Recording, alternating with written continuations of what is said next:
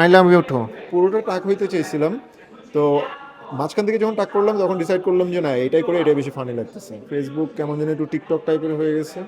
So আমার এই ফরম্যাটটা two be honest পছন্দ না। 10 দেখে ফেললে কারণ 9 8 7 ভালো লাগে না। সো আমি অলওয়েজ ট্রাই করি যে আরেকটু বেটার কিছু করার। এবং আমি অনলাইন ক্লাস 4 অলরেডি আপলোড করেছি, বাট রিসেন্টলি এই যে ইসরায়েল নিয়ে কিছু পোস্ট করেছিলাম, যার কারণে ফেসবুক থেকে আমার রিচটা একটু কমায় রাখছে আর কি, যার কারণে হয়তো বা আপনার সামনে যায় নাই।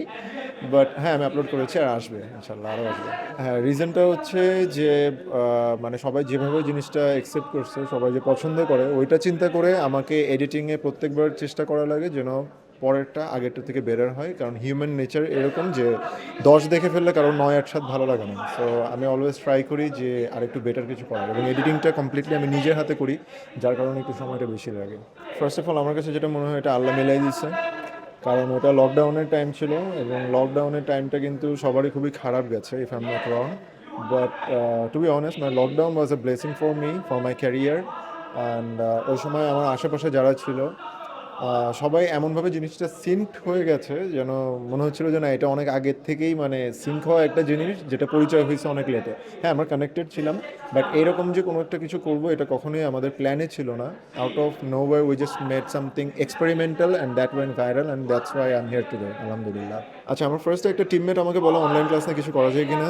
তো প্রথমে আমার কাছে মনে হয় যে না এটা করাটা মানে ঠিক হবে না, বা আমার মাথায় এভাবে কিছু কাজ করছিল না। তো সাডেনলি আমি শুয়ে শুয়ে চিন্তা করতেছিলাম যে আমি যদি স্যারের ক্যারেক্টার একটা প্লে করি, সেক্ষেত্রে আমি এক্স্যাক্টলি যেভাবে চলাফেরা করি এইটার অপোজিট, এক্স্যাক্ট অপোজিট, মানে 100% অপোজিট একটা ক্যারেক্টার আমি দাঁড় করাবো।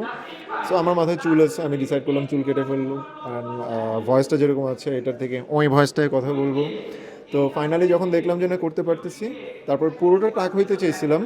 তো মাঝখান থেকে যখন টাক করলাম তখন ডিসাইড করলাম যে না এটাই করে, এটাই বেশি ফানি লাগতেছে, আর এইভাবেই জিনিসটা স্টার্ট হয় আর কি। আচ্ছা, আগের থেকে এখন ফেসবুকের ব্যাপারটা যেটা হয়ে গেছে, যে ফেসবুক কেমন যেন একটু টিকটক টাইপের হয়ে গেছে। সো আমার এই ফরম্যাটটা টু বি অনেস্ট পছন্দ না, কারণ I use to make like long contents, যে জিনিসটা এখন ফেসবুকে অতটা দেখা যায় না।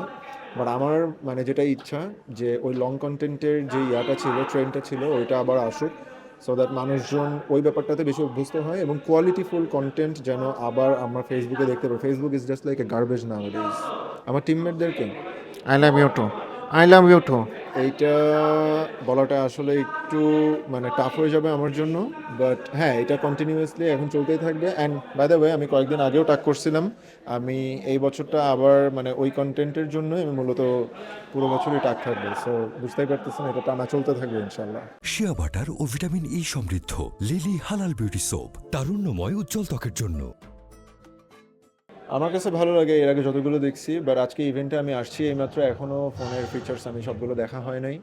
So based on the past experience definitely it has to be fine, কারণ ওয়ান প্লাস সবসময় একটু ইউনিক টাইপের, মানে আমার কাছে ভালো লাগে। আমি অন্যান্য ব্র্যান্ডের কথা বলছি না, বাট ওয়ান প্লাস ওরা সবসময় একটু চেষ্টা করে যে ক্লাসি কিছু একটা ব্যাপার স্যাপার। সো আশা করি ভালো কিছুই হবে।